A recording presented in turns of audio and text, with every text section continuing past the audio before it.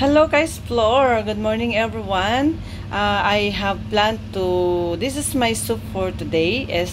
This is my ingredients. These are my ingredients. Ayan, number one, we need ginger and fresh tofu and dry scallop. We need to soak for a while, and then we need fish. We fry first, and then this is soybeans. Ayan, we need the soybeans, and this one is hairy melon. So all this combination of my soup today are my ingredients. Good day and God bless. So let's start now. This fish is for the soup. This is my soup for today. Yan guys, it's okay now. The fish is already half fry, and then I use for the last touch, I use this Chinese wine, 1 tablespoon cup. So like that. Guys, we need to put Chinese wine to absorb the little bit smelly of the fish, like that. If the water is already absorbed, the Chinese wine, you can stir like this. It's okay to deform the fish, because we're going to mix like that. And we add 3 liters of water.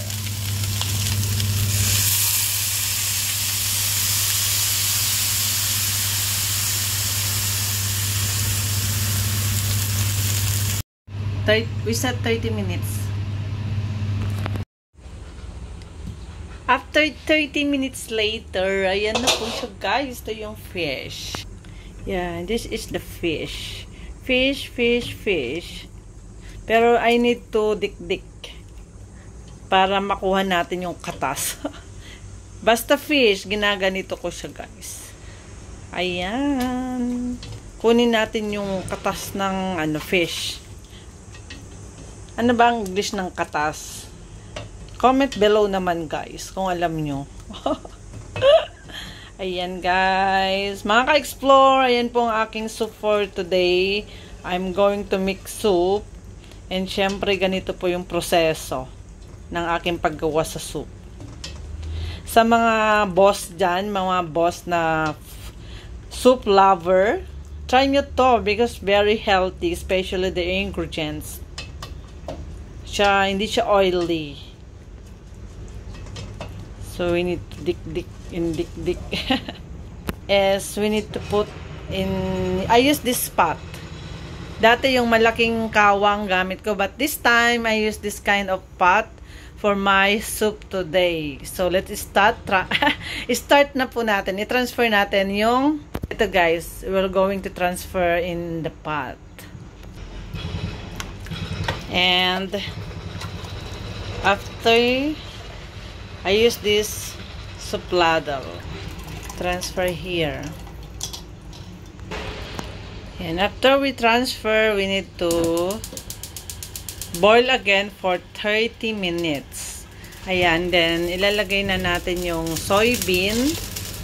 Ayan. And the dried scallop. Guys, na time to put the hairy melon. Chararan! Ayan guys. Time to put the tofu.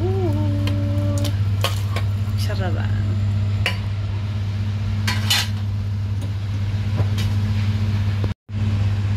We add 1 tablespoon salt.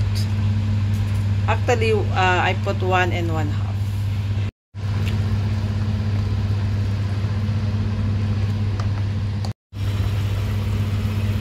Already done. Our soup for tonight is done already.